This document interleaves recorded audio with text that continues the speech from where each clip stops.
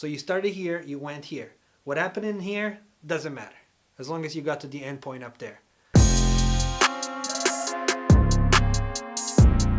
What's up everyone, this is Ed Talenti. How are you guys doing? First of all, I wanted to wish everyone a Merry Christmas. We're already past Christmas, but I hope you guys are having a great holiday season, I guess. I don't know if you guys are on vacation, if you're going to work, but whatever it is you're doing, I hope you're having fun and I hope you're having a good time. With that said, today's video is going to be one of those chill ones where we just talk about something.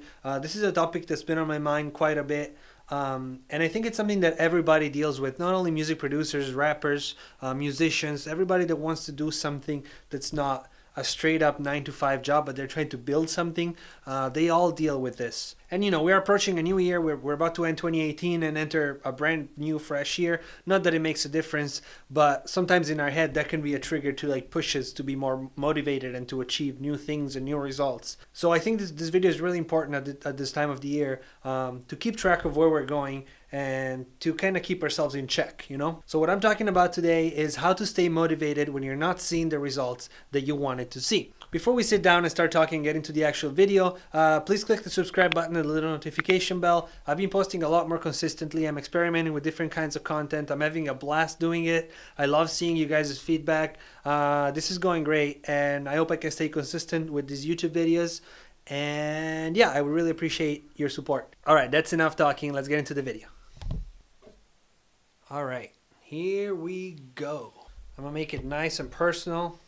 There you go. So why am I talking about this today? I receive a lot of questions from people that watched my videos, or they just kind of follow me on Instagram or whatever. And this is something that I've dealt with and I never talked about it. And I'm sure that 99% of people deal with. Anybody that wants to be an entrepreneur, anybody that wants to work for themselves and build something for themselves, whether it's a brand or a company or selling beats or being a rapper, being an artist, whatever it is that you do, this is something that you will go through at some point. I get a lot of questions that are kind of like, I've been consistent, I've been doing all these things that all these people tell me to do and I'm not seeing results, or why are my beats not selling and I'm putting all this work? Why are my followers, subscribers, whatever, they're not growing, I'm not getting enough likes? This is definitely a question that I get asked a lot in one form or the other.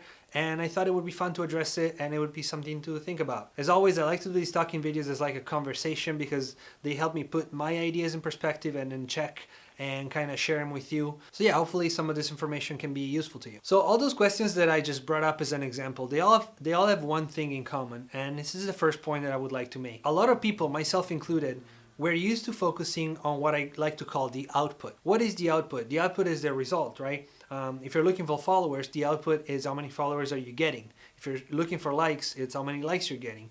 If you're looking to sell beats, it's how many beats am I selling. So they're focusing on the output. I think that it's really key to don't think about the output and to focus on the input.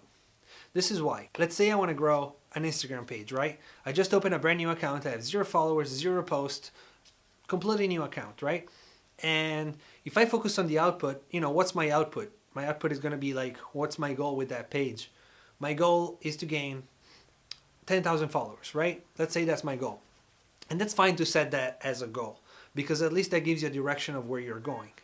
But now, what I need to focus on is the input. In this case, the content and the promotion that I'm going to do to bring traffic to that Instagram page.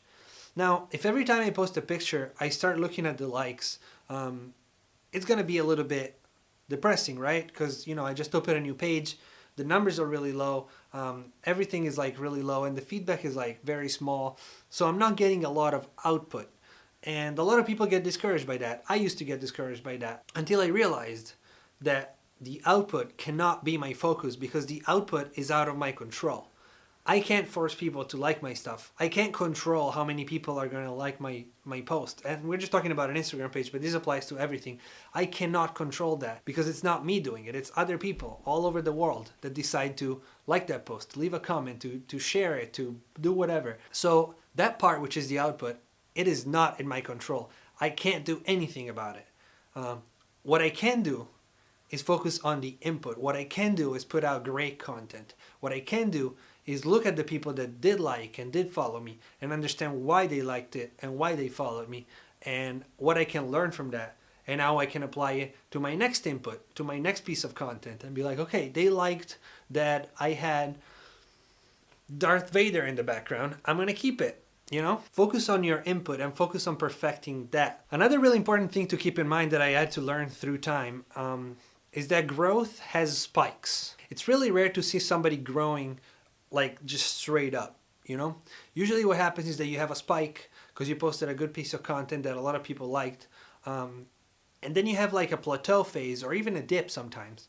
And that's the part, the dip is the part where everybody gives up, where a lot of people are just like, okay, this is not working, I'm gonna stop. And that's a huge mistake, because if you look at the trend on like a bigger scale, you know, it started from here, went up, then it went down, it went back up, it went back down, up and down, up and down. So ultimately you started here and you got up here. So you did grow. But there's gonna be a lot of phases in between. Let's say this is like a 3-year period, but there's gonna be a lot of phases where you're going down for like months.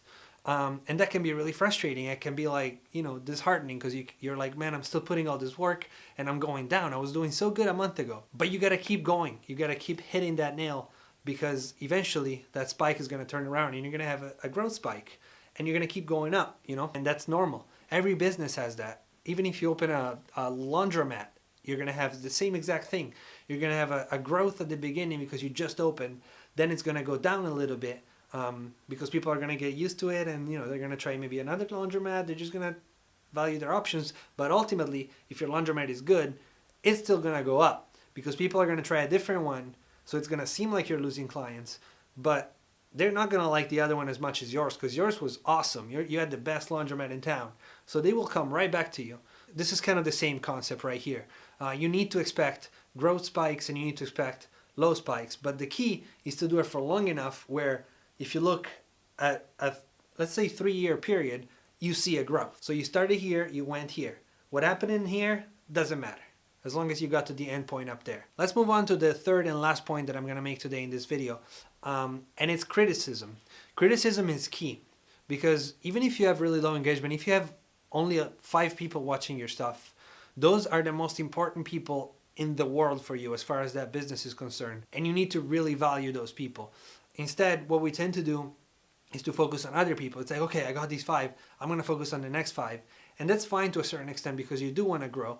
But those 5 that you already got, you need to really, really keep them close and try to ask for their honest opinion.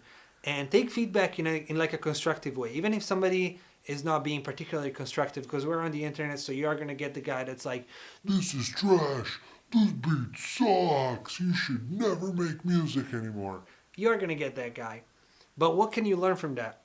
You should ask yourself, instead of getting angry at him, which doesn't really bring you any value, you should sit down and think about it for a second and be like, why does this guy hate my content? What is it that made him hate it? Maybe even ask him if you have that option, you know? If you're on Instagram, send him a DM and be like, hey, why did you hate it so much? Not in an aggressive way. I just genuinely want to know what you hated about it so I can fix it, or try to. Take it and try to understand why that person said that. And same things applies to the positive. It's like, really listen to when people tell you that was cool, and break it down and be like, why did so many people tell me that that thing was cool? So once you understood why they thought it was cool, then you can repeat it and you can improve on it, and you can keep like cutting out the bad stuff and keeping the good stuff, and just making a better product over time. So to do a quick recap of the 3 points, the first one is focus on input, not output, because you don't have power over the output, but you do have power over the input. The second one is understand that growth is not consistent, it's never just straight up, but it's like a roller coaster. It's got its ups and downs. As long as you're going from low to high, then you're good. What happens in the middle doesn't really matter. And the third point is use criticism as a resource. Whether it's positive or negative, use it to understand what's working and what's not working, and to improve your product. All right, that's all I wanted to say. I hope you guys enjoy these conversations, and I hope the video brought you some value, or at least raised some questions. You know, I'm not trying to answer. Nobody has like a recipe for any of this. There's so many people that do different things, and they're all successful in their own way. So all I'm trying to do with these videos is just, you know, raise some questions and make you think about something that maybe you haven't thought about. Or maybe you have thought about it and you have an opinion that's different than mine. And in that case, or in whatever case, I would love to know what your opinion is in the comments.